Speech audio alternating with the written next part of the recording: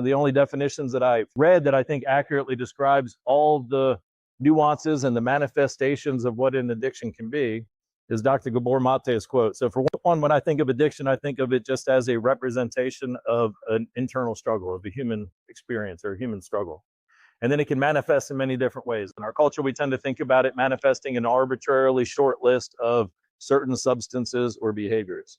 But I love the way Dr. Gabor Maté talks about it. He says that addiction is manifested in any behavior that a person craves, finds temporary relief or pleasure in, suffers a negative consequence as a result of, and yet has difficulty giving it up. I love this because it's just as true for an individual who's got a very severe opioid addiction or an alcohol addiction.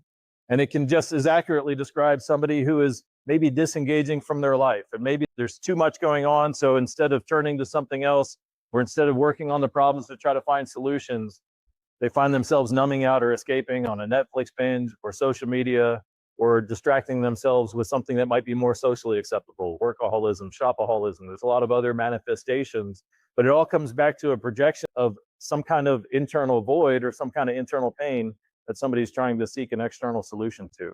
The other thing that he shares that I think is extremely helpful, he says, we often ask why the addiction. When we see somebody that's struggling with a behavior, whether it's alcohol or a recreational drug, or whether it's a more behavioral mechanism, when we see somebody struggling with it, we often ask why the addiction. So when we ask that question, it can be very hard to feel like we have a comprehensive understanding and that we have a solution to the answer. Why does so-and-so continue to drink after they've had a number of DWIs?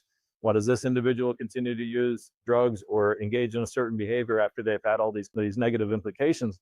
When we try to answer that question, it might not feel like it leads us in the right direction. Instead, he says we should always ask the question, why the pain? So if addiction is manifest in any behavior that provides a temporary relief, then the question is, relief from what? What is somebody trying to relieve? When we look at that military transition, one of the reasons I talk about this topic so much, I feel in our society we have this unfair kind of conceptual understanding that if a veteran or a service member is struggling with addiction or they're struggling with mental health, then it must stem from something that they experienced on a battlefield, or maybe a military sexual trauma or some kind of training mishap. And while sadly that is true for a lot of veterans, it's not true for most veterans. Yet most veterans struggle with that transition from the mental and emotional implications that it has. So regardless of what a veteran experienced while they're in the service, they go from a very strong sense of connection, sense of safety, a sense of belonging, to feelings of being different, isolating, not being welcome, not being seen as they are, or that they don't belong. That sense of authenticity can often go from a very sense of secure identity, when you have a strong sense of authenticity, to individuals wearing these masks and showing up for acceptance.